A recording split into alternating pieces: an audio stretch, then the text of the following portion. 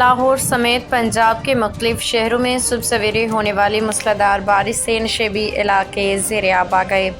کئی علاقوں میں فیڈر سٹرپ ہونے سے بجلی کی فراہمی معطل ہو گئی۔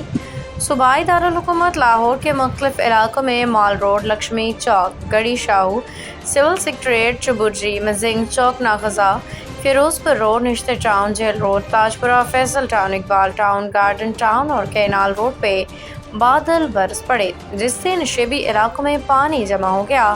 اسلام آباد اور راولپنڈی میں بھی موسلادھار بارش سے نشیبی علاقے زیر آب آ گئے۔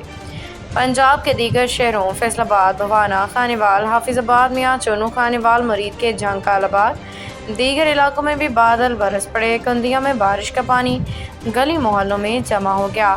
اس کے علاوہ ایبٹ آباد، ہری پور، صوابیوں، گرد و نواح میں موسلادھار بارش سے ندی نالوں میں طوفانی آ گئی۔